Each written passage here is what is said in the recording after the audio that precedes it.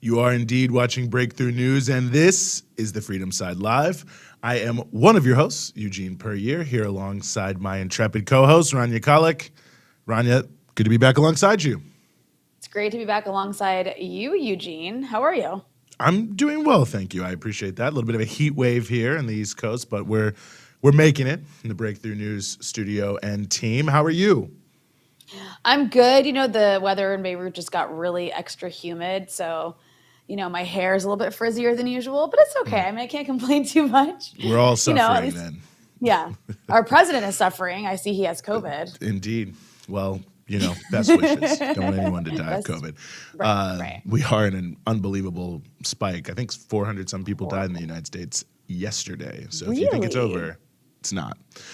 Yeah, if you look at that New York Times map thing that they have, it's very disconcerting. But we are where Yeah, we are. you kind of it kind of feels like the way things are covered, like COVID is over, and now everyone's just suffering from horrible heat, like Yeah. in places that they don't usually. Yeah, the LA Times has actually a pretty good article out today about how people are just, more or less over it, which is understandable in a way because if no necessary measures are really going to be taken to mitigate COVID-19, I think it starts to sort of build on you over time of, well, why would I do anything if it just, sort of whistling in the wind. Now, that's not always true about all of the different things that you could do. I mean, obviously, if everyone indoors was wearing a mask, obviously, if the government was willing to take significant efforts to, stop the flow of things for short periods of time in order to sort of reduce the flow of transmission, things could happen. But at the end of the day, we're in sort of a death cult, death march reality. So I think it makes sense why we are where we are. But it is a troubling time, and we're seeing more and more. There's obviously the monkeypox thing. I think New York City has seen the first case of polio that it's seen in like decades. And obviously there are many more possibilities for different diseases and pandemics and things we've never heard. The planet is totally on fire. Hunger, poverty is skyrocketing. I mean, it's hard to look around and feel like things are great. But there was that New York Times article 2 weeks ago, I don't know if you saw, Rania, that spoke exactly to that. And it was basically like, well, everyone feels like things are bad, but really, things are great. And that was all about how the living standard of people now is like significantly better than it was, I don't know, sometime in the past. It was so brain dead. It was just taking random statistics. Steven Pinker, who I hate, so-called psychologist, always does this, like with his sort of, weird capitalist boosterism, is you just take a bunch of random statistics and you're like, well, listen, in 1850, everyone died when they were 45, so things must be great. Just like, what I is going hate on? that. I hate that. I hate that. I hate that argument that, yeah, we're doing better than people were like 500 years ago before we had like antibiotics. Yeah. It's like we're And living in a like country before right now where there's a somehow legitimate debate over whether a 10-year-old girl who was raped should carry the child to term. I feel pretty confident we are not in a fantastic state of affairs. But yeah, that's the New York Times for you, I guess, is you have to throw in some pro-capitalist boosterism every now and again. Yeah, and then of course, like there's the coverage of the heat wave in Europe. Well, there's a Yeah. heat wave in the US too as well, Yeah, but and Europe. like Europe is just not doesn't really have the infrastructure to deal with hot weather. It's quite the opposite, right? It's like there's especially in a place like London, Yeah, for where sure. I mean, these buildings triple are digit temperatures, well, double digit over there. But yeah, depends, it's, yeah, you can see all for these our things. I mean, there's so Celsius many friends. things. I Well, don't know the right, and Uvalde, by the way, and if that's been trending over in Lebanon, but that's been snowballing here. They're gonna have a meeting, I think Saturday, over whether or not the school police, the head of the school police, should be fired. And I just thought to myself, it just seems amazing that he has not been fired yet. I mean, how according is to that a the question? org chart or whatever, he was supposed to be in charge. We've now got this video, an AP report that shows there was like 400 cops just standing around for hours doing nothing. And somehow it's like a debate over whether or not the guy who was supposed to be in charge should be fired. Yeah, how is he not like that? What? The story, How I are mean, they not all I fired? obviously right. And of course, this is happening at a time when the police are getting more funding than ever, and Democratic leadership is like whining about how the defund police movement actually like hurt them. You've got elections coming up. there's Democrats like kind of saying, we see Democrats saying that the overturning of Roe is like the best thing that could have happened for them. It actually turns out that Democrats raised like an insane record amount of money after the overturning of Roe, which just shows like what a business it is, the Democratic Party, just like the Republican Party.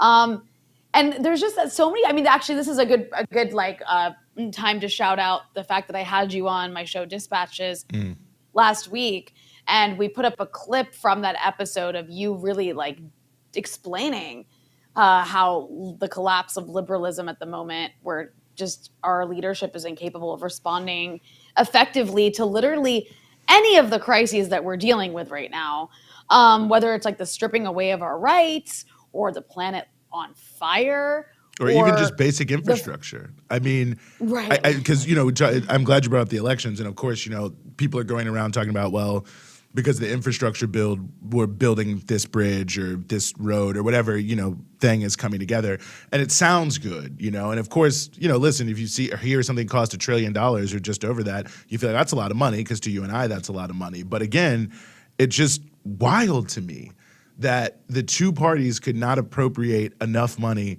to fix all the bridges in America that may fall down and collapse at any time. That they were just like, listen, could we fix all the bridges? Yes.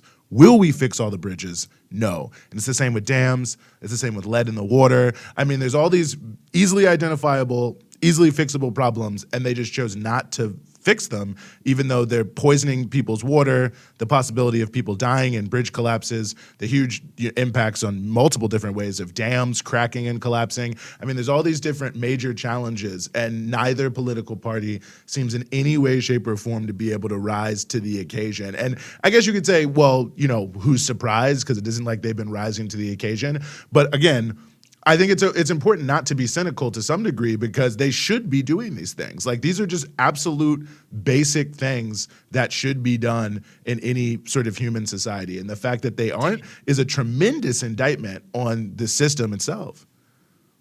And I was just looking up, like I was just looking to double check. Yeah, there's like an article out today about how while all this is taking place, more Americans than like at any time in recent memory are working 2 jobs. To to afford food and gas. And by 2 jobs, that means that 2 jobs where you're working at least 35 hours a week per job. Wow. Like, that is just, and the reason that's happening, of course, is because of inflation. The rise of food and gas prices is just, people just can't keep up. Like, they're just on a hamster wheel. It's about to break. Yeah.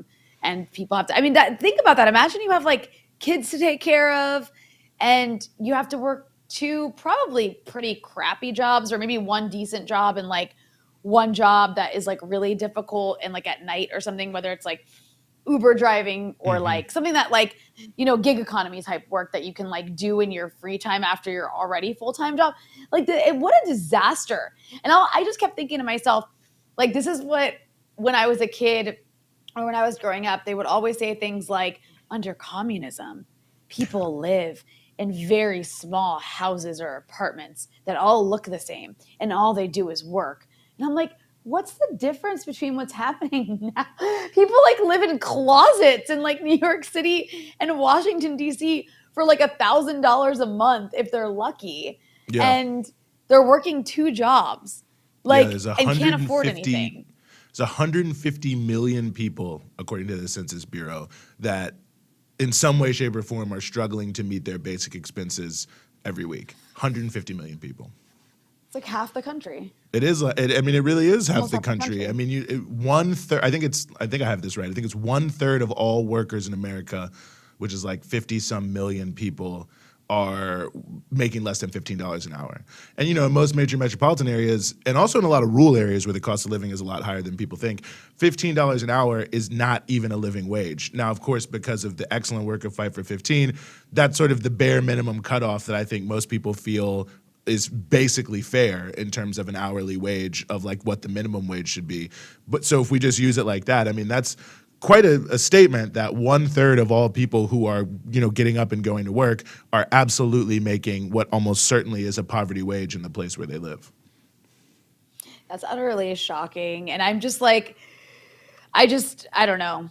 And the U.S. is also so isolated. Like, okay, like obviously I'm in Lebanon. We've talked a lot about how the economy is collapsing here, and I'm not trying to sugarcoat it in any way whatsoever. But like I spent earlier this week in the village my family's from, where it's not, I mean, people are not doing well, Yeah. but they're getting by because they live in like a very sort of like communitarian style setting where people take care of each other. And there's actually like the municipality like makes a list of people in need and like gives them what they need. So no one's starving, right? No one's hungry. People are getting their daily needs. And I think about the US and I'm like there's no, Lebanon is like it has a very weak state. It doesn't have like a welfare state in any way whatsoever. But I guess the welfare state is basically your community. Yeah. The US doesn't have that. Like the US, when people are struggling, like you're on your own. It's like, so everyone's so alienated and isolated from one another.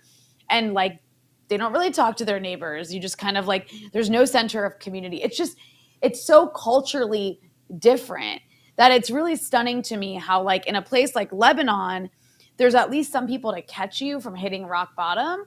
But in the US, there really isn't. Yeah.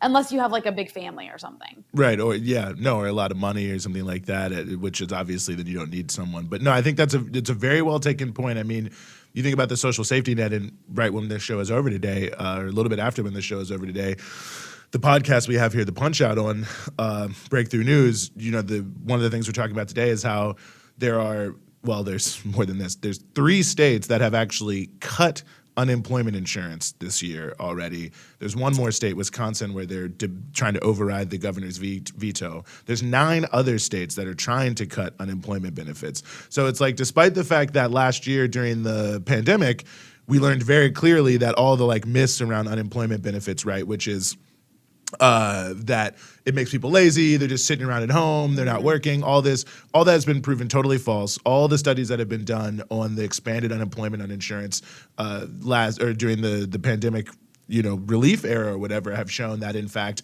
it did not have this impact, even though you could have it for longer and it was more money. So we've seen 100% that all of these myths about unemployment insurance are false, but yet and still these states, Iowa, Kentucky, Oklahoma are the ones who have done it this year, are basically launching a sneak attack on working class people because since unemployment is low, no one's thinking about unemployment insurance. So they're taking this time to actually cut the benefits for unemployment so that when the next crisis comes, fewer people can actually get unemployment. And we all know what the end result of that is, right? Is it's more desperate people who will take any job because you need to survive, which means that employers who want to pay poverty wages are going to benefit. But it really is unbelievable that despite the fact that there's literally not one fact in existence that cutting unemployment is going to do anything positive and only going to have a negative impact, that you have states like this, which, by the way, the states I listed, Iowa, Oklahoma, and whatever the third one was, sorry, I'm forgetting, they all have $7.25 minimum wages,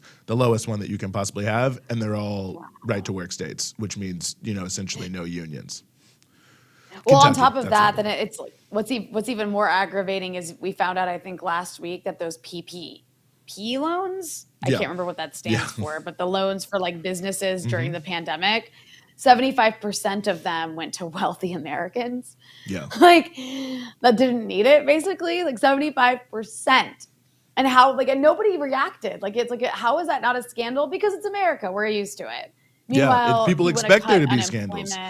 That's a good point you're making, though, because it's like part of the reason why it keeps happening in some ways is because they know that people don't expect anything good. They don't expect the government to do anything. They expect corporations to scam them.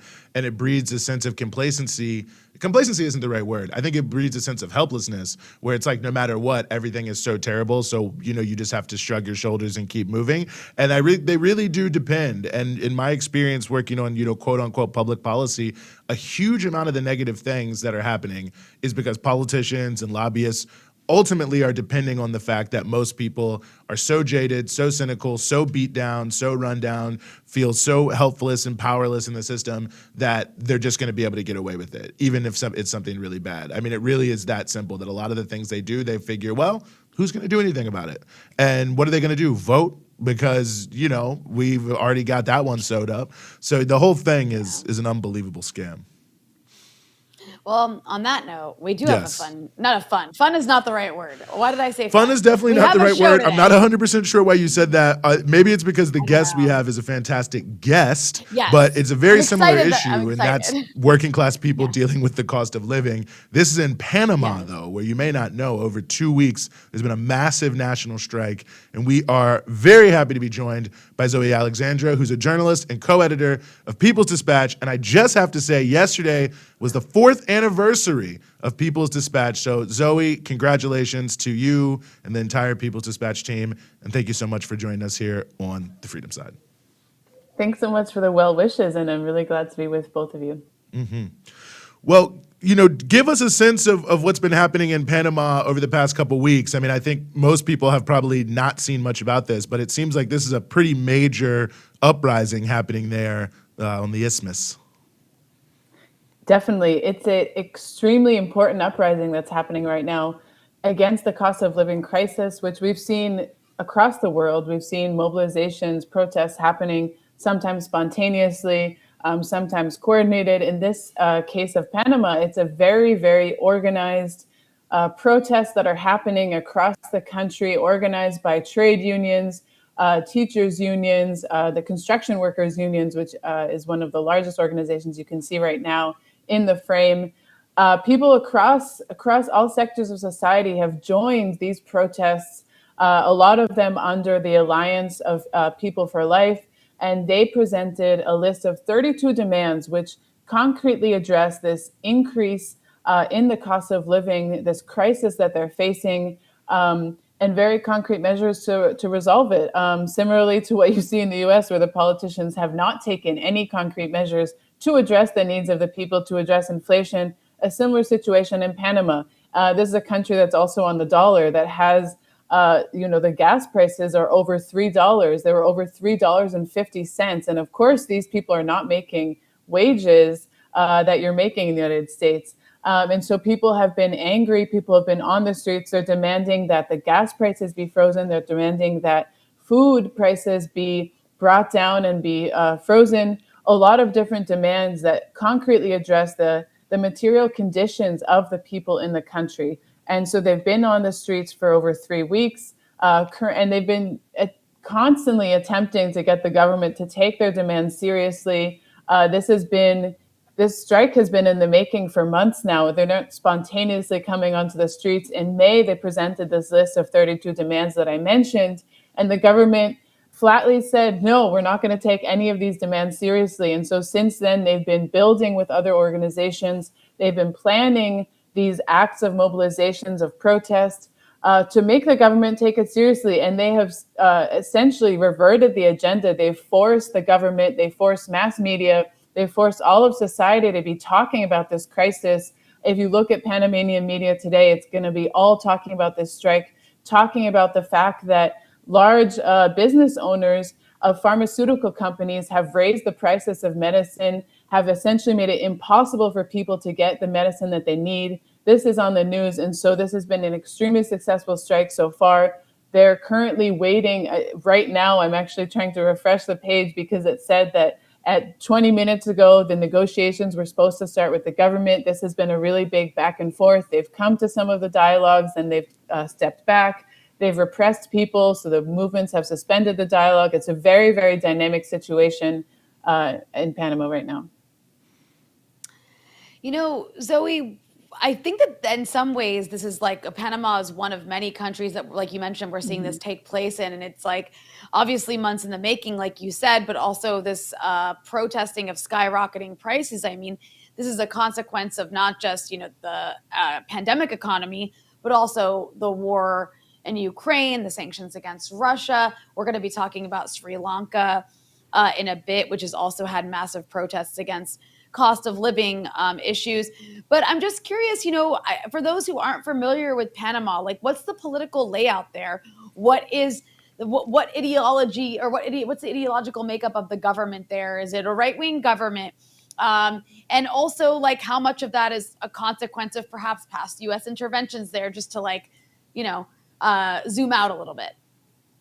For sure. I mean, definitely, when people have been on the streets, they've been denouncing the government of Laurentino Cortizo, who's a conservative right wing politician who was elected. It was actually the first day of the strike was 3 years since he was sworn in on July 1st, and he's had a completely neoliberal policy, representation. This is in the continuation of successive governments in Panama. And I think it's important, of course, to bring up the fact that there was U.S. intervention in Panama. Panama has historically been a colony of the U.S. in many senses. You have the canal there. You have Panama having extremely, extremely flexible tax policies for foreign multinational corporations. A lot of some of the slogans that people have is that the policies are to give to the rich and take away from the poor. And that's exactly what happens. It's a country where the largest construction companies in the world, the largest companies of many different sectors have their headquarters in Panama because of the tax policies, because of the lenient policies. They don't have to contribute to the national taxes of Panama. So while they're enjoying this, the people are on the streets. They're not getting this money. This money is not being contributed to the national budget. You see skyscrapers, you see Donald Trump having hotels in Panama, yet the people are not able to afford the basic food, the basic medicine they need to survive. And this has been successive neoliberal governments since the 90s that have consistently had this policy shift of, favoring these large corporations, cutting back on workers' rights, cutting back on economic and social rights. And this has, of course, created the situation that we see today. Yes, I mean it's really quite the situation we've seen. The Pan American Highway being blocked. I mean all of the images, many of which have been shown by People's Dispatch, are quite notable. I mean, if you could talk a little bit about some of the forces that have come together to put this on, because I mean this is, I don't know if it is unprecedented, but it seems to have some level of unprecedentedness to it. The sort of broad unity across multiple sectors that have made this strike possible. Definitely. I think it's extremely impressive that they have been able to organize these mass fronts. There's several different alliances that the movements have organized. One is the People United for Life Alliance. There's also the People United for Organized Struggle, the rights of the organized people. And they've also joined hands with the different indigenous communities in the south of Panama. And they are actually all currently united in this dialogue table, waiting for the government to join. They are united around the fact that the current policies, which favor the rich, as I said, and take away from the poor, where they're unable to go to university, where they're unable to buy food, are all essentially against the people. And that in order for this to be reverted, there has to be unity of the working class, of the different formations of the working class. One of the slogans of the organizations that you see in the frame there is, "Without struggles, there's no victory." And this has been one of the very militant slogans that has really motivated people to take part. At one point, over 90% of all construction projects in Panama, which is a huge industry there, where Suntrax is organized, were paralyzed completely because of their strike actions. And so this is, I think, as we're seeing, of course, there's this sort of disorganized nature to a lot of the protests that are happening now in response to the cost of living crisis. I think we can look to Panama as an example of where the organizations are reading the conditions of the people, are taking into account that the situation is unbearable, they're not able to continue on, and they're taking their organizations and mobilizing people, getting them onto the streets, taking concrete demands that will really improve the material conditions of the people and bringing them to the government, forcing the government to contend with them. So I think it's a really great example. Another is that there have been 3 weeks of national strikes. This means all of the major highways are blocked. For example, the flow of goods is blocked as well. And so recently, the unions have made agreements with agricultural producers to make humanitarian corridors so the flow of goods can continue, so that people, the working class communities, are not harmed by the impacts of the strike, that really they're hitting industry, they're hitting capital, but they're not hitting, of course, the ability of the working people to access food. So I think it's such an interesting and important example that we need to take inspiration from, that we need to take hope from in this moment of global crisis. And how do you think, speaking just again, zooming out regionally, Is it this just happening in Panama? Do we see any other areas of the region where people are upset and maybe protesting skyrocketing prices? Because obviously these price hikes are taking place all over the world right now. Yeah, I mean, a couple of weeks ago, I know that you all had Guillaume Long on the show to talk about the protests that were happening in Ecuador. This is definitely something we're seeing across the map. And as I mentioned, it's going to continue. And I think the response to it and the way that people are mobilizing is going to be different based on the organizations and how they're responding. I think there's definitely important measures being taken by different progressive governments to really limit the impact of the global crisis on the people, making sure that their daily existence is not being impacted by this. Right now in Brazil, for example, Bolsonaro, to soften his election chances, he actually attempted to take out a huge loan to give people subsidies, which has been a demand since the beginning of the pandemic, which he consistently opposed, but now is seeing he's going to be forced to, or else his unpopularity is going to go further down. But for sure, I think people are definitely being hit by this crisis. The already horrific inequality that we see across the region of Latin America and the Caribbean, which is one of the most unequal regions in the world, is definitely being deepened by the pandemic crisis, by the increase in fuel prices because of the war in Ukraine. And this is one of those key examples of the response. Mm-hmm. Mm-hmm. Yeah, no, it's certainly very interesting to see regionally, this almost seemingly renewed cycle of progressive upsurge happening in, obviously from an election perspective, from a protest perspective, and it'll be interesting to see how that plays out over the rest of this year and next year in terms of the changes, obviously what we saw in Colombia. But, we're talking about all these fantastic things all around the Western Hemisphere. Sri Lanka also been heavily covered by People's Dispatch. The heat wave heavily covered by People's Dispatch. Everything. So in the 4-year anniversary, I'd like to think that everyone is always watching this show and always talking and watching and listening to People's Dispatch at our behest. But talk a little bit about what you all are doing 4 years in and where they can find everything that you're doing. Well, it's honestly such an honor to work at a place like People's Dispatch. Been there since the start. And, really our mission is to cover the struggles of people across the world, to shine a light on the voices of people in struggle, to show and give hope to people, because, we're in a moment of such crisis that it is hard to have hope. It's hard to think that things could get better. And of course, this is something that capitalism and our governments try to tell us, that we shouldn't have hope, that there's no other way, that there's nothing we can do to change our realities. And the fact is that people are mobilizing, people are organizing in communities large and small across the world. And their collective power is actually making important shifts. I think the fact that a small country like Panama, where there's a couple million people, but they're forcing the government to respond to their demands, a government which months ago laughed in their faces and said, we will never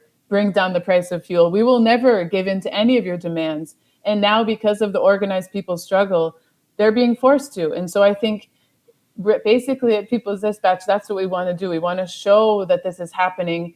We want to shine light on the atrocities committed by imperialist governments and imperialist powers across the world, make sure that those are exposed, make sure that those stories are being told, and showing that there is a better way, there is a different path forward.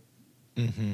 Well, I think People's Dispatch is the great place to start your morning if you want to be informed about many things happening around the world, including a lot of things you're not going to see in the headlines in the New York Times, AP, Reuters, and all those various other places. But as always, Zoe Alexandra with People's Dispatch, thank you so much for joining us here on Breakthrough News. Always amazing to be with you guys.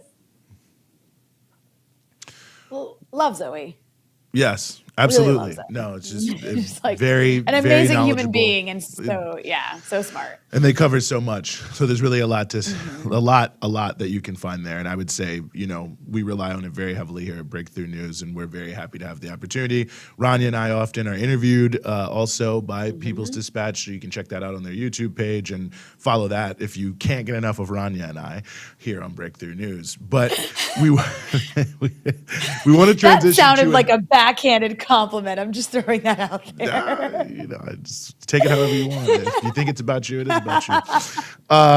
We want to turn to another very important story, one that is unfortunately not making enough news here, in my opinion, in the United States, and that is in the state of Kansas, where the right to reproductive access is on the ballot here in the upcoming primary elections, and we are very happy to be joined by Representative Ree Shu, who is from the Kansas legislature and an advocate for reproductive rights. Representative Shu, thank you so much for being with us here on the Freedom Side. Thanks for having me. Excited to be here. So just for people who maybe have not heard at all what is happening in Kansas, can you give us a sense of, what this ballot measure is and what people will be voting on, I believe, August 2nd? Sure. Yeah. So just to give you guys a little bit of history, in 2019, the Kansas State Supreme Court ruled that there is a fundamental right to an abortion here in the state, which is somewhat surprising coming from a relatively Republican state, but that's what they ruled. And so the legislature has tried for the last several sessions to change the Constitution via constitutional amendment. So the first couple of years they tried, we had enough moderate Republicans still in the House to stave it off for a couple of years. But unfortunately, after the 2020 election, a lot of them were ousted. More conservative Republicans were elected, and they were able to cram through this constitutional amendment. So what this means is that if vote yes wins, then that means that the right to regulate or restrict or ban abortions goes back to the state legislature, which is a supermajority Republican and supermajority conservative body. If vote no wins, then the constitutional right to an abortion remains protected, albeit still regulated. So how does the outcome, how's it looking? I assume there's been polling done. And also, it's quite interesting. I guess this is probably one of the few instances, at least that I've seen or I'm aware of, where it's actually being put to a vote. But since Kansas is quite a conservative state, I'm assuming that it's likely to be a vote against abortion. It's actually pretty close. All the polling that I've seen and just kind of in my district walking around, I think it's going to be fairly close and it's going to be a turnout game. I think if you would have asked me before the Dobbs decision, I think it would have passed fairly handedly. I think after the Dobbs decision, I think you're seeing a very, very large coalition, one that you might not expect being very, very outspoken. So obviously you have your traditional pro-choice Democrats who are especially motivated to come vote for this.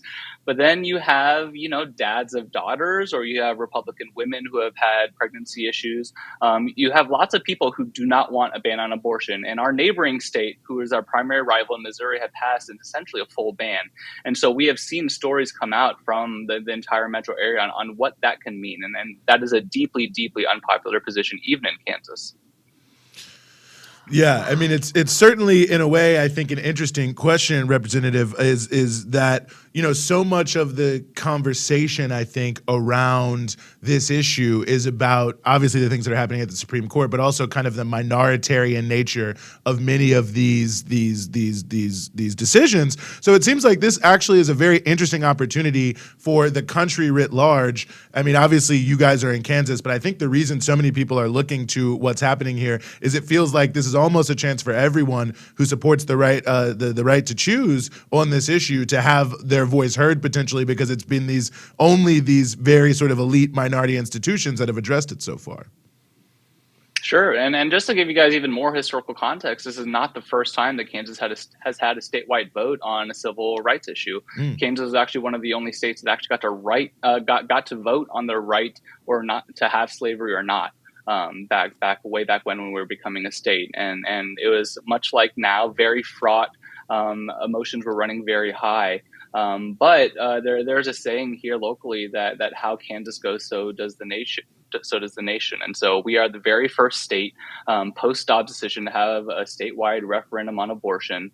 And yeah, like you said, I would say that the majority opinion here in the state is probably the status quo. We have access to abortion, but it is heavily regulated. And most people want that, even Republicans. I would say if you want a full ban on abortion, feel free to vote yes, whatever. That's what the state legislature is going to do. I know my colleagues, they are certainly going to try to do that.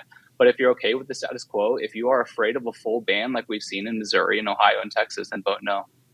One thing I want to ask you, too, as a follow-up that I think is interesting about this and another sort of Kansas issue is, I remember a few years ago when there was this just massive budget cutting that was going on in the state of Kansas, which then ended up backfiring and creating more momentum around, the need to actually have support for critical social programs in the state. So does this feel like this is also an opportunity to just build generally momentum in a more progressive direction in the state? Of course. As a progressive Democrat in Kansas, we're always looking for chances to do that. And this is a chance to engage with voters who maybe traditionally have not voted Democrat. But over the last 10 years, we've gotten 10 years of Brownback into Chris Kobach, into Donald Trump. And we have a lot of very educated, very smart, moderate Republicans in the state looking around saying, I don't know where I am. My party is moving completely away from me. I can't tell you how many voters in my district, I knock on their doors. There's R's on both sides of the family. And they're saying, I don't know what to do. I don't know where my party went. And so I'm saying, hey, we're here for you. We'll stand up for what's right and we'll do the right thing. So, come with us. Mm-hmm. You mentioned, how Kansas goes, so does the nation. And I'm wondering, what do you think could be the impact on the surrounding states, on the country in general, if this does go in the direction of protecting access to reproductive rights? Well, I'll tell you what, one of the frustrating things for me being in the Kansas legislature is how often I hear, we're going to be 47 in the country to do something. We're going to be 46 in the country to do something. It's the lack of ambitions that's frustrating to me. What this allows us to do is be one of the progressive leaders in the country if we are able to vote no on this. We are able to be a harbinger for the other red states with Democrats and other pro-choice citizens who do not want full bans, where we can be a beacon of hope. And that's really exciting to me. I'm sure you guys have seen several stories coming out of Kansas and the metro area in the last couple of years. We brought this huge Panasonic plant here to Kansas to build EV batteries. We're bringing the World Cup here to the Kansas City Metro. And all of a sudden, we can do enough. If we can do enough, we can be a beacon of hope for the other red states in the Rust Belt. Mm-hmm. Yeah, let me tell you, I lived in D.C. for 15 years. People were very upset about that World Cup, but Kansas City is strong soccer city. People need to know that. But no, I think that's a really good point you make. And one of the things I'm also curious about in terms of the Vote No campaign is just what does it look like? What does the grassroots energy look like? I mean, some of what I've heard is that people are really getting out, and burning the shoe leather up, as it were, in terms of working for this. The energy is quite frankly unbelievable. We're having daily canvases. We're having daily phone banks. If you guys want to join in any of that, go to kansasforfreedom.com if you want to join us on that front. But the energy in this area, especially in the Kansas City metro, is tremendous. And as you can expect, the urban areas, the suburban areas as well. What we need to do is do well enough in the rural areas. And that's an area that phone banking is really helpful as well. And then so if you want to help us, please do. But I can tell you from my district, which is a pretty blue district at this point, but with Republican areas of it, I would say just by a sign game, signs don't vote, I know, but just by the sign game in my area, it's probably 15-1, 20-1 vote no to vote yes. So if we can keep that up in the urban areas, if we can get close enough in the rural areas, there's a shot there. Mm-hmm. Mm-hmm. No, I hear you 100%. I think that this is very interesting when you look at the polling. I think it'd be very close. Real quick before we let you go, Representative, just give those websites once again for people who may be watching who do want to get involved there on the ground in Kansas. Yeah, go to kansasforfreedom.com. You can just Google Kansans for constitutional freedom. That's the kind of advocacy group for the Vote No. And then we could sure use your help. We got 2 more weeks and the polls are close. So we need every single phone call or door knock that we can get. Mm-hmm. Representative Shu from the Kansas State Legislature, thank you so much for joining us here on the Freedom Side. Thank you. Mm-hmm. Yeah, this is going to be interesting, I think, Rania. I have to say, I think this might upend a lot of the conversation about. It reminds me of when you put the minimum wage on the ballot, when you put so many different issues in front of voters. I mean, we saw this in Florida with the issue of formerly incarcerated people voting, is when you ask actual people what they think about an issue sort of shorn of party ID, it also often ends up being more progressive than I think people would think. And there's so many kind of myths about red states, blue states that sometimes you miss unless when you have these kind of moments. No, totally. And, I think that there's something to be said about the reaction here not being perhaps what the right wing that has funded the stripping of reproductive rights expected. Because at the end of the day, there are coalitions of grassroots organizations forming to push back against this that otherwise wouldn't have been forming. And just like they want to, use the sort of stripping away of abortion rights to like snowball into other things like, oh, let's take on, the rights for the LGBTQ community. Let's go after this. Let's go after that. Just like that's what the right is doing. I mean, I'm hoping at least that the grassroots progressives and the left are going to be able to push back in a way perhaps the right isn't expecting. Yeah, no, I hope so too. I mean, I think it is very, very close. I think last poll I saw was like 1 point difference. So it's like in classic dead heat I will cop to. I did not expect that of Kansas. I'm one of those people. Well, listen, Jayhawkers, good history there in Kansas. In fact, if you're curious more about some of that history and the history of Jayhawkers, you could check out Empire Files, by the way. And Mike Preisner and I from the Empire Files, maybe 2 months ago, we did a whole show about bleeding Kansas and the Jayhawkers and the history of the anti-slavery struggle there in Kansas. I can't remember exactly when it was, but just look up Empire Files and Google my name and Mike's name and you'll find it. I think it was like 5 or 6 months ago. Okay, listen, we're in pandemic time. I don't know.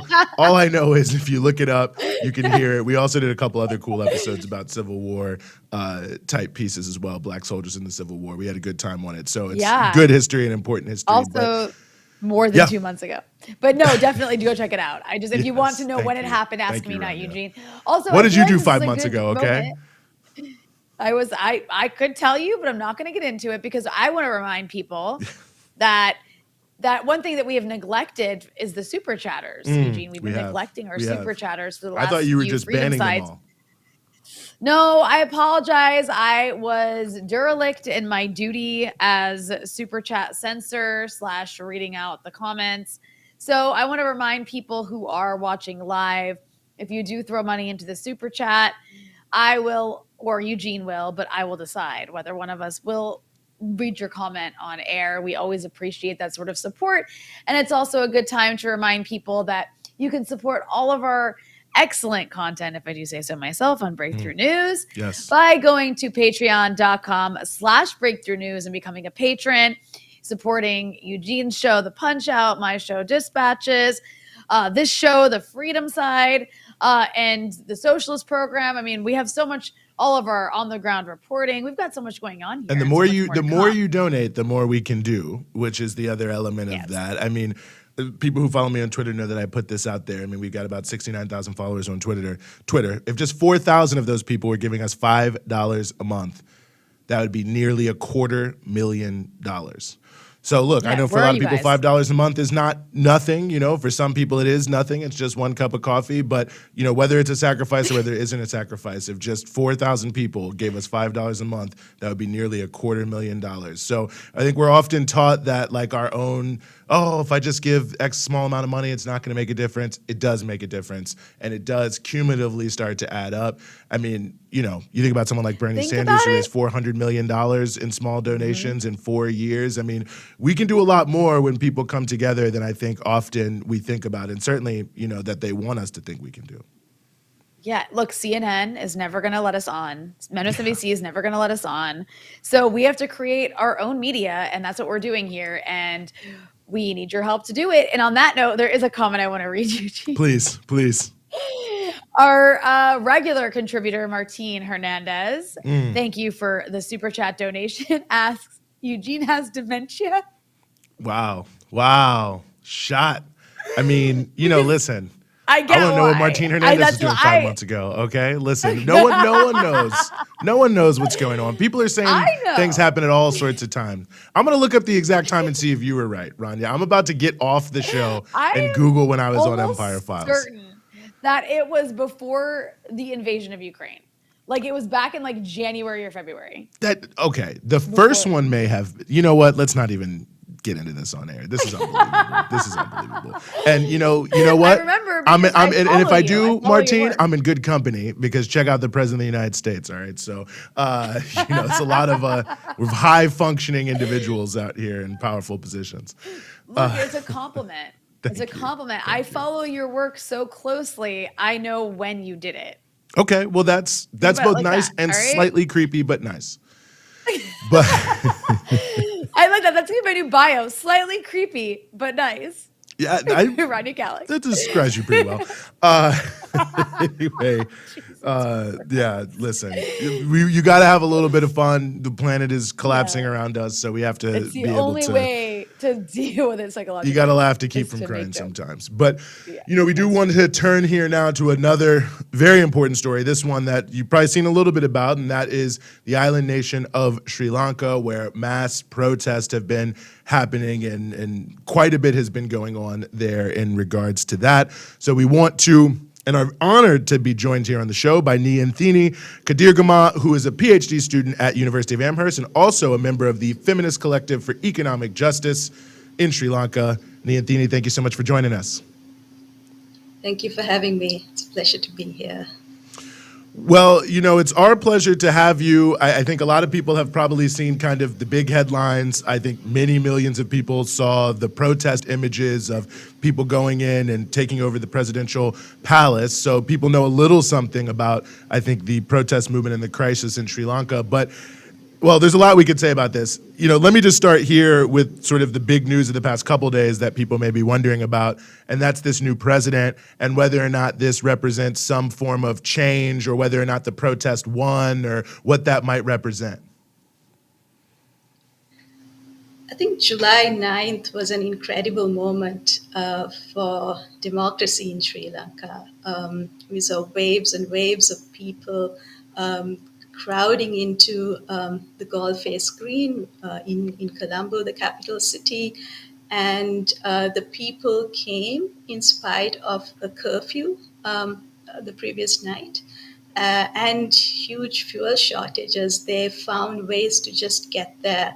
And I think it was the show of strength of ordinary people just showing up and showing that they no longer want the incumbent president to continue in his post that eventually made Gotabaya Rajapaksa flee the country and also to resign the post. And I think that protest was definitely something that we've not seen in a long time in Sri Lanka. The events of the following week and what has been going on this week has in some ways dampened the spirits of a lot of the protesters who were part of the whole campaign because when they protested and demanded that the president resign, they were also asking that the prime minister, the current president, Ranil Wickremesinghe, to resign. What we saw happen in the parliamentary vote that followed, and according to the constitution, the parliament was to elect an interim president until the term is over.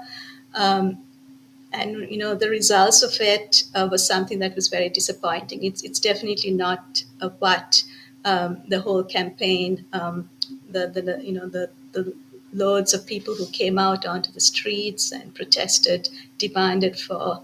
And so it's again another moment that we have to reckon with in Sri Lanka, and how things would evolve from now on is something that we would continue to watch out. I'm sorry, I didn't mean to stop you. Please continue. Okay. Well, I was just going to say that the current president has also, presided as prime minister several times in the country. He could not win a seat in parliament in the last general elections. And so he was squarely rejected by the people. And as I mentioned to you, the protesters have continuously demanded for his resignation. They're still are demanding for his resignation. And even the political party that he belonged to, what is known as the Grand Old Party, the United National Party, split because he was holding on to power for so long, and they felt like they needed change, and that's how the current opposition, the SJP, was formed. However, he seems to be a favorite among international actors and maybe sections of the middle class in Sri Lanka. He is known to support neoliberal reforms in the country, and perhaps that's one reason that some people hope that he could help take forward the IMF reforms. But the general sense is that he is not going to be capable to bring the country out of the kind of very deep economic collapse that it's facing right now. It's not something that can be solved overnight, and we are all aware of it. But what also needs to happen is to ensure that people's suffering is alleviated in some way.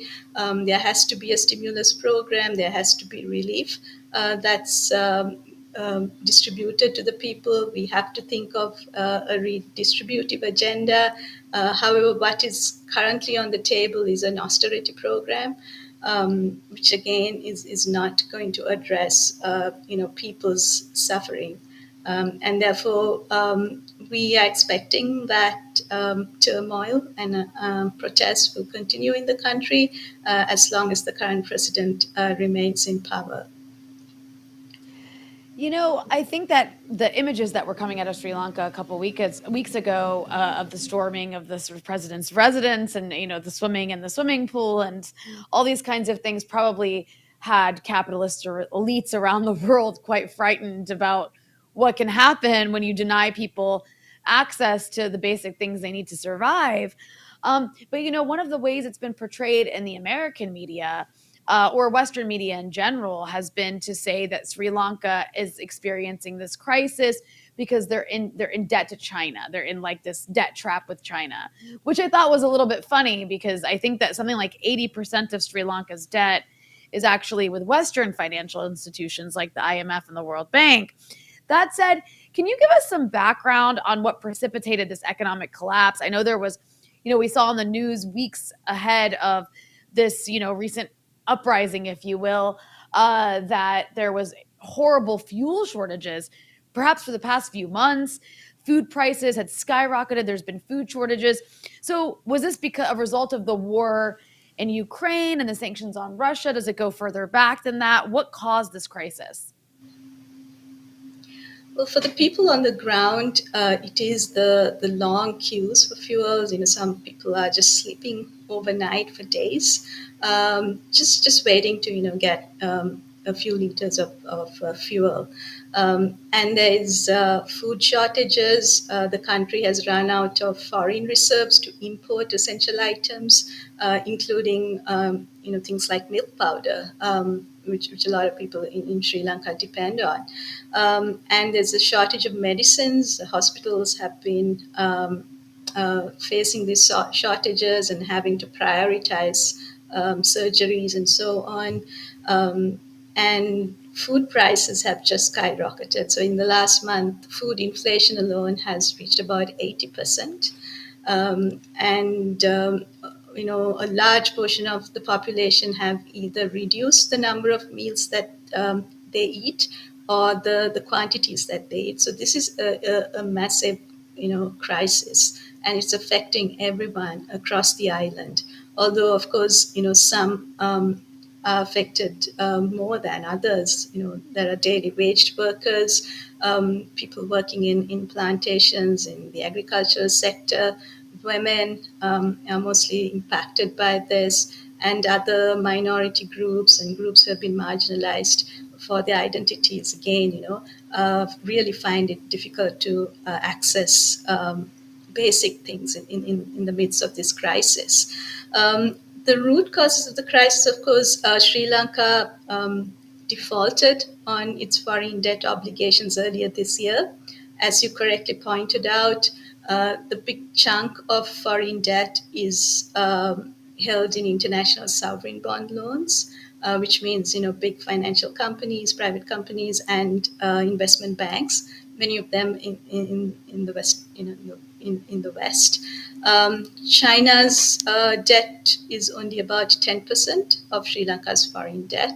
And we've seen that since the end of the war in Sri Lanka in 2009, the governments that were in power focused a lot on investing in large-scale infrastructure, like big ports, airports, and so on, and not really on creating jobs for the people. And I think this kind of economic policies goes all the way back to the 1970s when Sri Lanka moved into trade liberalization. There was a structural adjustment program which was implemented by the International Monetary Fund. And the economic policy making since then has geared towards privatization, to cuts in public spending, as well as trade liberalization. So right now there's a huge trade deficit in the country. We are importing much more than we can export. And it has also created a change in the economic structure. One of the major reasons, as I mentioned before, is the lack of foreign reserves in the country. However, foreign reserves are earned by mostly women's labor in three sectors.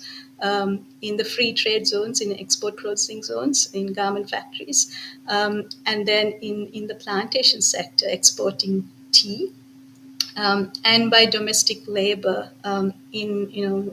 people who go abroad to Middle Eastern countries and so on. So it's largely an economy dependent on women's labor. But we're also finding now is that the whole burden of bearing the brunt of the crisis also falls on women. So it's something for us to think about, because it's not just about loans that have been generated by China or other countries. It's also about private investments in sovereign bonds and so on, as well as the long kind of trajectory of economic policy making in the country that has eventually brought us to this current crisis. Another major, I think, factor that we are grappling with right now is the food crisis. The government implemented an erratic fertilizer policy last year in the pretext of introducing organic fertilizers. However, trying to do it overnight without any consultation with farmers or experts. The result was that there is a reduction in local food production as well. And as you know, many other countries in the world are already impacted by the Ukraine war, the rise in commodity prices globally. And in a moment like this, when our local food system is also in a crisis, is something that's worrying. We are expecting a famine-like situation to emerge soon in the country. And that ideally should be the priority of any government that comes into power. However, right now we are dealing with a political crisis and a battle for power, which doesn't seem to be too cognizant of what people have to go through in a complete economic collapse. Mm-hmm. Well, I want to also ask you this as well: is what could a different sort of economic direction look like? Because I think that's also a question. Is it almost in the Western media especially is being presented as sort of a fait accompli, that the only solution is the IMF or to borrow from India or whoever it may be, and that there's nothing else that can be done but to continue this course, the state of affairs. So what would it look like in your view and those you work with to have a sort of a different path that would address some of the people's needs that have gone so unmet so far? I think the question is also whether what's happening in Sri Lanka is just something within its national borders, or is it something are we seeing kind of, is Sri Lanka like a precursor to what might happen globally? what is happening with debt and sustainability of debt in many of the developing countries, right? Particularly after COVID, and then the impact COVID had as well, and then now the Ukraine war. Sri Lanka has very often been a forerunner in many things. It was the first country in Asia to introduce universal suffrage. So in democracy, we were one of the leaders. It was the first country in South Asia to go into a trade liberalization and a neoliberal kind of economic policy regime. We also saw Sri Lanka as being used as an experiment ground in 2002 with internationalized peace process and a neoliberal agenda being put forward, which ended up in a massive failure, and it made way for an authoritarian and singular Buddhist nationalist government to come into power. And so the question is, whether what's going on in Sri Lanka is something that we might see globally, and if so, is austerity the way that can also address the crisis, or should we be looking much more in terms of alternatives? Sri Lanka has already been through 16 IMF agreements. The last IMF agreement was implemented under the current president, Ranil Wickremesinghe. We have been through this whole program of implementing austerity policies, and we're still back, in a much deeper crisis. And so the question of alternatives must be central to the discussions right now. What we believe in Sri Lanka is that in a moment of crisis, the government has to implement a stimulus program to invest in the economy, not cut down on public spending. And as I mentioned before, the food crisis is going to be crucial, and it's going to aggravate, I think, in the next few months. And something, groups like the group I belong to, the Feminist Collective for Economic Justice, have put forward a demand for a food distribution system with controlled prices to be implemented as soon as possible. And for so long, agriculture and the rural sector have been neglected. And urbanization programs have been prioritized in its place, and as I mentioned, large-scale infrastructure. And I think now it's a moment to kind of rethink about food sovereignty, of ensuring food systems are not messed with, but also invested and strengthened at this time. And so I feel like those are kind of moments that policies that we can kind of think of immediately in the short term and make way for.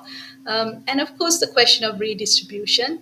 Currently, foreign exchange and foreign earnings have plummeted for various reasons, but there's always wealth as a stock that's lying around. And something that we have also been putting forward is to implement a wealth tax as a redistribution tool to help the country kind of survive this crisis. In terms of the political layout, it doesn't seem a good move to push for IMF negotiations at the moment when there's so much political instability. And we are hoping that elections could be called for at a reasonable time, because the government has lost its mandate completely. And so until the time a new government is brought into power, maybe stalling negotiations would be a good way forward. Well, we really appreciate you joining us here on the Freedom Side and helping us sort through all of this. Niyanthini Kadirgama, thank you so much for joining us here and giving us some time on the Freedom Side. Thank you. Mm-hmm. Well, very, very interesting struggle there in Sri Lanka. And I was refreshing my Twitter like constantly on July 9th when I was seeing these. I actually Yeah. thought some of the photos were fake at first. I said, no, I was this ain't like, gonna happen. I was like, what? It's a uh-oh, okay. Photoshop. Yeah, It was but it was impressive. the masses of people. So it'll be very interesting to see. I would say the Feminist Collective for Economic Justice back in April put out a very interesting piece for people who are a little bit more interested about, what some of the alternatives could look like for Sri Lanka and moving away from sort of a neoliberal path, but also immediate, things that could happen now. But definitely a country to watch, I think, moving forward. And I think to speak to the point you made earlier, Rania, I think all around the world, and I think maybe that's a theme. We're talking about Sri Lanka, we're talking about Panama, we're talking about, we mentioned the inflation crisis here in the United States. You mentioned Lebanon as well. I mean, really all around the world, this, crisis of living standards for average, everyday, working class people, poor people, peasants, rural populations is, really coming to a head in a major way. Ghana has seen big protests this month around similar issues and massive increase in the cost of living, and also, by the way, an attempt to move towards an IMF program. So, we're seeing it all over, that it really is kicking off because of the challenges that are happening, because of the sanctions, the war, COVID-19, capitalist greed, all of that kind of coming together in a tsunami of negative realities. But we want to move on to our final discussion here, and we want to turn to what's been happening in Iran, where, of course, President Putin, President Erdogan of Turkey, and the Iranian leadership have all been meeting around ostensibly just the Astana process and the war in Syria, but there are many more things that seem to be going on around that affect geopolitics. Very honored to be joined here by Brian Becker, who's the host of the Socialist Program and also the national director of the Answer Coalition. Brian Becker, thank you so much for being back with us. My pleasure. Well, the pleasure is all ours. I think you have the highest rated show on Breakthrough News, so we're honored to have you here. But are we competing? Wait. No, go ahead. Oh no, I was waiting for you. Oh no, I thought you had it. Going to Iran. So. Yeah. Well, yes. So Turning talk to about your Iran, show. a lot happening in Iran, of course. I mean, there's sort of the broader issue of that it's actually kind of faded. The reason that all these people were gathering in Iran, the Astana process. So, I mean, that is a factor. But I think just generally the way a lot of people have seen this, and I'm curious your thoughts about this, Brian, is this in many ways is sort of a rebuke following so quickly on the heels of Biden's trip to the Middle East, which was so heavily centered around trying to mitigate the impacts of the U.S. sanctions on Russia. And, here is Putin sort of at the center of the world stage. You've got a NATO country's president there. You've got Iran signing big deals with Russia. That it really just was a sign that this attempt to isolate Russia as a consequence of their invasion of Ukraine is really just not working. Right. I think we'd have to say that Biden's trip was pretty much a colossal failure and a clear indicator of the diminished position of the United States in the Middle East and perhaps globally. I mean, I try to avoid those kind of formulations. I think sometimes people are hyperbolic about empire in decline and it's the last days of U.S. imperialism. I don't think that at all. But I do think that if you compare Biden's trip, where the Saudis, a principal ally of the United States, who are now expanding their communications actually with Iran and also with Russia, they're just buying huge amounts of Russian fuel in spite of all of the sanctions in the attempt by the U.S. to evict Russia from the world economy. And Biden, who said he wasn't going to meet with MBS, he wasn't going to meet with the Crown Prince because of the killing and dismemberment of a Washington Post journalist, I mean, was like such a big story. And yet the Saudis didn't even meet Biden at the airport. They didn't provide the same protocols as they did for the other leaders. And then Biden gets out and does that like famous fist bump with MBS. It really showed how diminished the U.S. was. I mean, just think back to when MBS came and met with Trump. Trump made his first visit overseas was to the Saudis. He was sitting there, in the words of Mohammed Marandi, our friend, like an obedient son to Donald Trump, while Trump embarrassed him by showing him the picture of all the weapons the United States was going to sell the Saudis. So here, Biden is failing, And Putin makes his first overseas trip since February 24th, since the so-called special military operation. That's what the Russians call the invasion of Ukraine. Everybody else calls it the Russian invasion of Ukraine.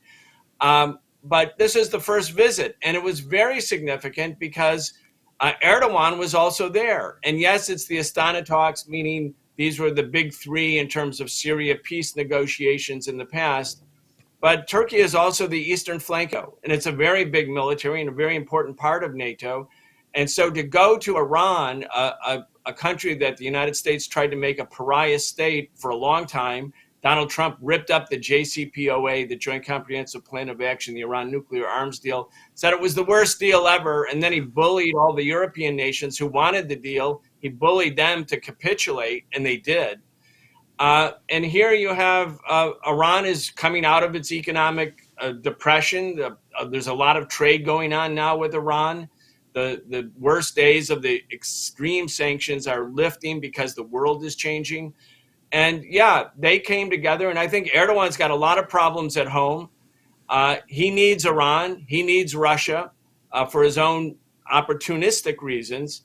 But we see a reconstellation. In the words of that great geostrategic thinker, Bob Dylan, the times they are a-changing. And you could see it as evidenced by Putin's visit to Tehran. And by the way, there was a $40 billion deal signed between Gazprom, the Russian national oil company, and the Iranians. This means that the eviction of Iran and Russia from the world economy has brought them together, and they're actually not going down. They're stable. Biden said he was going to make the Russian ruble into rubble. Well, no, that hasn't happened. So all of this boasting, this chest thumping, it's been disproved by a number of things, but I think the visit by Putin to Iran is certainly one of them. Mm-hmm. Shout out to Christopher Cotton, by the way, for your donation. Don't need a weatherman to know which way the wind blows. Thank you, Christopher Cotton. You know, I think it's interesting too but on Wednesday, so after this meeting on Wednesday, the Pentagon, Lloyd Austin, during a press conference explicitly responded to a question about Iran potentially selling Russia its drones, warning Iran not to do that. It would be a bad idea. So that was interesting. Is just the U.S.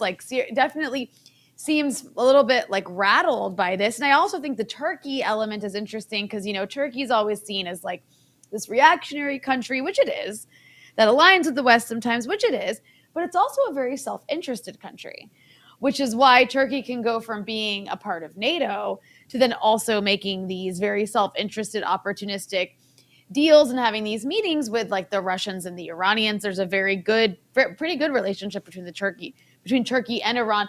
But just to what you were saying, another geostrategic thinker, not as well known as Bob Dylan, Zbigniew Brzezinski actually said, this is from one of his books, the most dangerous scenario for America would be a grand coalition of China, Russia, and perhaps Iran, an anti-hegemonic coalition united not by ideology, but by complementary grievances. And this, of course, this isn't from any time recently. This is an older book from, I think, maybe even the 80s. Yeah, the Devil's Chessboard. I think I don't even remember when that was, or I don't even know the published date of that. But that was a warning from a long time ago. And now, we kind of are witnessing that come to fruition, Brian, are we not? Indeed. Brzezinski is correct about that, even though he was anticipating it, decades ago. And it's really important for us, those who are against imperialism, against colonialism or neocolonialism, those who are looking for a better world, to recognize that the opposition to U.S. hegemony isn't based on countries having an ideological worldview about a better world. They really are being brought together by their sort of concurrent grievances that have been imposed on them by the U.S. dominated world economy and, of course, U.S. dominated military affairs. So Turkey and Iran and Russia, it's not like the socialist camp during the Soviet era or during the 50s and the early 60s, where there was an ideological component and in the competition between capitalism and socialism had an element of struggle between states and states with their own agendas, but there was an ideological element to it. This is not an ideological opposition to U.S. hegemony. It's based on mutual grievances.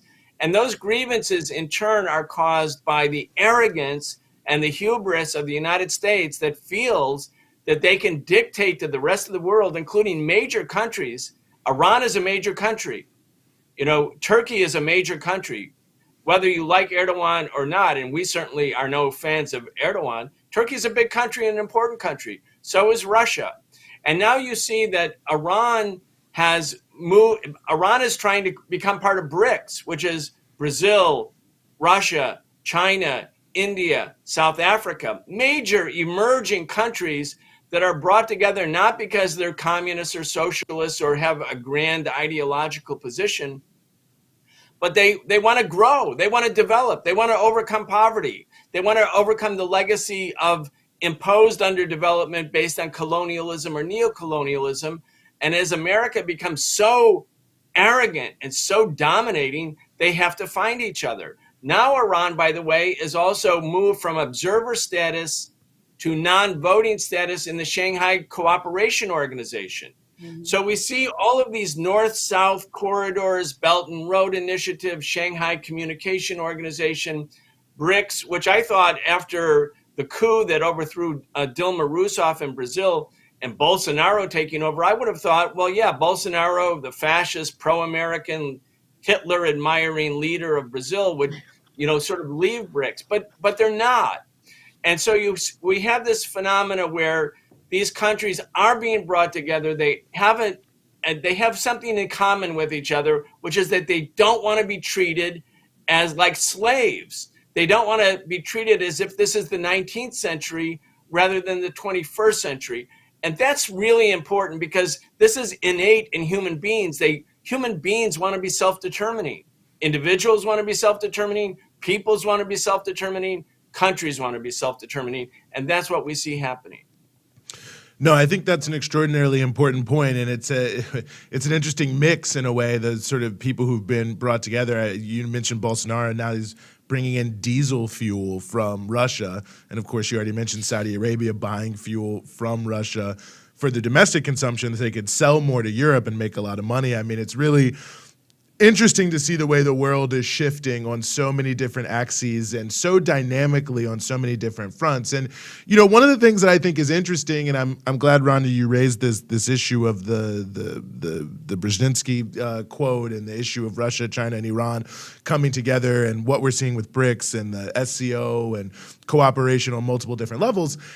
Is it just feels that in the wake of seeing the U.S. House of Representatives pass its $839 billion war budget last week, and of course it's now being reconciled with the Senate, their budget is actually bigger. I think it's like $840-some billion, so it's going to be this huge budget, over $8 trillion in 10 years. It just makes that feel even more futile, Brian, in a way. I mean, it's like, we're being told, well, you have to have this because all these countries are trying to do something terrible to the United States. But it's just to double down on the policies that got the United States in such a blind cul-de-sac in the first place. And I don't know where I'm going with this, but it just putting what you said in context of seeing how they're just doubling down on these failed policies just seems like such a disaster for the people, well, maybe not the rich people, but certainly for the working class people here in the United States. Yeah, and I'm sure the two of you noticed that when Russia invaded Ukraine on February 24th, the U.S. kind of united Europe under its banner. So all of the people who were skeptics about NATO, they were kind of shut up. They were afraid to come out, or maybe they were, whatever. The U.S. sort of took over Europe fully. And you could see this sense of euphoria within the U.S. establishment. You could feel it in the media and from government politicians, like this new sort of world confrontation was going to save America. It was going to bring America back. Like as if the Cold War, this tortured reading of the Cold War, where it gave America and its allies this common cause, and it led to the space race, which led to new computers, and all of these sort of collateral advantages that the United States gleaned from having a common purpose, a common enemy. And so for a couple months, that elation was there, but now you see it sort of sort of unraveling, because the reality is that the U.S. spending $800 billion or $900 billion or $1 trillion, whatever the real number is, and we don't really know the real number, it's probably more than $1 trillion, to build more weapons and more instruments of death and destruction, and to stockpile them and put them into Europe and put them right on Russia's border. Like, does it solve any problem for Americans? Does it solve the problem of gridlock in Congress, where Congress can't do a damn thing except investigate itself? I mean, endless investigations. When the Democrats were in, they had 4 years of investigations over Russiagate, and now the next 4 years were investigation of Trump. And all they do is investigate each other. Meanwhile, the bridges are crumbling. There are 70,000 bridges, according to the engineering group, that need repair. The U.S. hasn't built one high-speed train. You have COVID, where 1 million people died, and everybody's just like, it's cool. It's all normal, like whatever. You have growing poverty, and then this evisceration of rights, the things that people thought really made America better, like civil rights, like abortion rights, women's rights, gay rights, like the things that were better, those are being taken away. The right wing of the ruling class, by these unelected little dictators who wear, lawyerly robes in the Supreme Court, just eviscerating people's rights. How does a war with Russia help women in America? How does it help gay people? How does it help poor people? It doesn't help at all. So this notion that the new Cold War will be good for America and overcome its slow slog down is absolutely false. And I think the emperor, in fact, has no clothes, and this is going to become more and more evident. Brian, that's such an important point to make. And then you look at Europe and what you were saying about Europe and how the Americans were so excited because, Europe is finally ours again. There's no more tug of war. But you look at Europe now and yes, you're right. The war in Russia, the war against Russia, the war in Ukraine, it doesn't help Americans. But it also doesn't, except for maybe the inflation we're experiencing all around the world. Americans don't feel it the way that the Europeans do, because geographically speaking, the Europeans are close to Russia. Also, what's so stunning to me is to see these European leaders complaining and whining. Russia's blackmailing us. They're using energy as a weapon. And, I'll be generous to the Europeans. Let's say Russia is using gas as a weapon. What did you think was going to happen when you sanction your biggest gas supplier and then pour weapons into a country with which it's at war? The European mentality here is incredible to me. They are actually slitting their own throats for U.S. empire, and it doesn't even help them. They're getting nothing out of it except the destruction of their own industries. You see the head of the unions in Germany warning that our industries are close to collapsing if the lack of fuel continues and the lack of these commodities from Russia continues. You see also Europe is stuck in this heat wave, unable to provide air conditioning for people, and then also warning about gas rationing come wintertime. I'm more just ranting here, but what are the Europeans thinking? It's incredible. I can't really wrap my head around it. No, it's mind-boggling, actually. It's mind-boggling. Europe is on fire right now. The south of France, Portugal, big parts of the continent are on fire.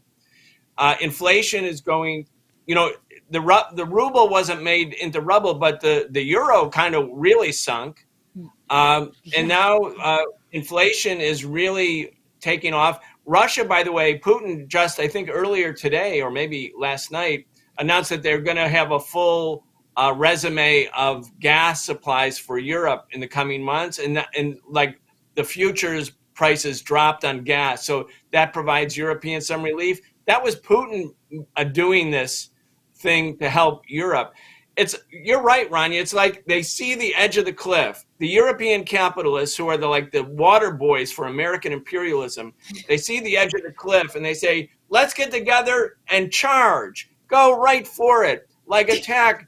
And that way we'll be in the good graces of Joe Biden, Kamala Harris, Wall Street bankers. That's your payoff. This is so, but look what happened with the Iran, the JCPOA, the Joint Comprehensive Plan of Action. Iran agrees to be completely monitored by the West, completely intrusive inspections, so that they'll prove to themselves that they don't have a nuclear weapon. They won't be able to get one for at least 15 years. Not that Iran wants a nuclear weapon. All the countries agreed to it. And they can start to trade with Iran and lower their gas bill and their gas prices in Europe. And Trump comes in and says, this is the worst deal ever, rips it up. And these clowns in Europe, the European capitalists, these supplicants, genuflecting before the altar of the White House, who's ever in it, they say, we want the deal, but they don't stand up to America because Trump said, look, we'll sanction you too, Germany. We'll sanction France. They're all like, okay, then we're going to get on our knees. Same with the boycott and blockade of Cuba. Like, these capitalists in Europe, like, they don't deserve to run countries because they are like the water boys for U.S. imperialism, and it's hurting Europeans. And it's bringing Europe closer not only to economic distress, but possibly a new war. Hasn't Europe had enough of wars? I mean, why listen to Washington? America is the only country that goes to war but exempts its own people from the cruelties of war because it's always on somebody else's soil. Mm-hmm. So anyway, no, I think that's such a very good point. And you know, one thing I just want to highlight here, we're slightly pivoting, but we've got you here, so I'm going to lay it out. You had an excellent episode talking about war and other people's territory. You had an excellent episode of the Socialist Program with Dr. Ken Hammond about the issue of Taiwan. But, you know, Nancy Pelosi announcing she wants to take this trip to Taiwan, which just seems, with everything going on, an unbelievable, just, you know, pouring gas on the fire kind of situation. But I mean, just give us some sense of the implications of that, because I think, you know, time and again, I think many Americans don't really understand what the big deal is with Taiwan, but it's, you know, very, very key in terms of the broader position in Asia, because of how deeply felt it is for people on the Chinese mainland, this issue of potential reunification. And it just seems Pelosi is talk about pushing things over a cliff with this trip. Yeah. I mean, Taiwan was part of China for 350 years, minimally, right? And you could really go a lot further back. Japanese colonialism stole Taiwan in 1895 and made it part of the Japanese Empire. When Japan was defeated at the end of World War II, Taiwan came back to China, which it's part of China. It's been part of China longer than the United States has existed by double.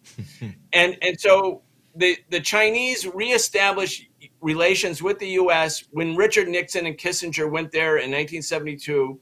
And the Chinese, Mao Zedong, Zhou Enlai, they said to Nixon, who had his own, you know, reasons for trying to break up the alliance between the Soviet Union and China. That's why they went there and wanted to have normal relations.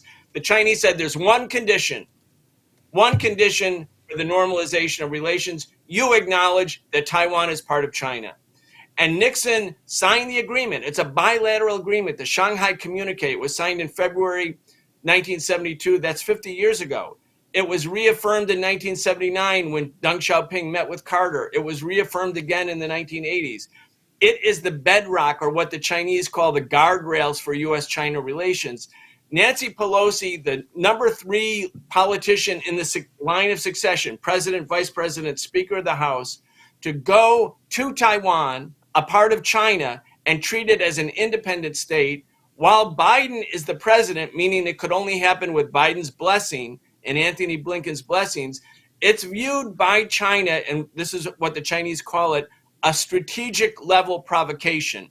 And the defense minister of China, who is also a state counselor, said, we are prepared to fight till the end if anyone tries to change the status of Taiwan. Can you be any more blatant? So why is Nancy Pelosi, I mean, the Democrats are about to get crushed in the midterm elections, but what is she doing? Let's go start a war with China over Taiwan. I mean, these people are so addicted to the military-industrial complex and so addicted to war in general, and I'm talking about the Democrats and Republicans, that this is what they think is really popular in America. And again, if you took a poll of the American people and said, anybody want to have a military clash with China over the status of Taiwan, I think the number of people, well, how many members are there in Congress? That's the number of people who would vote yes. The 435 members of the House of Representatives. Nobody else in America would think this is a good idea. But Nancy Pelosi's trip, if she does it, if the Chinese are calling it a strategic level provocation, that means they're going to respond. both sides start to climb the escalation ladder. That's how wars start. Mm-hmm. Well, Brian, we really appreciate you as always joining us here in the program. I really do hope people check out this week's Socialist program, all of them, of course, but really great primer there with Dr. Ken Hammond. But Well, as always, Brian, Brian Becker, thank you so much for giving you want to get in? I was going to say the Freedom Side is my favorite show on Breakthrough News. I just want to make that crystal clear to all Perfect. of you. Well, the Socialist program is ours. So as you can see, we both are great admirers of each other's work. So if you're watching, that means whatever you do, make sure you share the Socialist program and the Freedom Side every single week with everyone who's following you. Mm-hmm. But Brian, thanks so much for giving us some of your time. Good talking. Well, Rania, Brian, that brings us to a close. All gives me. As always. Oh, that's like the what we need. We need Brian at the end. He like gets you fired up after like a show of just doom and gloom. You're like, yeah. And it's late at night for He's you, good so at it's that. like you're gonna be like jacked up. Well, yeah, for the I next can't go to couple bed of now. I'm gonna be like, I'm gonna be like, but did you hear what Brian said? Well, Anyway, as always, it great was a show. pleasure to be here alongside you. Just want to remind people, as you did earlier, you can go to patreon.com/breakthrough news. That's patreon.com/breakthrough news. You can support us. Again, we have 69,000 Twitter followers. We have like 323,000 people following us on TikTok. If 4,000 people give us $5 a month, that'd be $250,000 or just about. So you can see the huge impact you can have with just a small donation. But patreon.com/breakthrough news. We're on all your social media platforms at BT Newsroom, breakthroughnews.org, of course, youtube.com/breakthrough news. But for myself, for Rania Khalek, we will see you next week.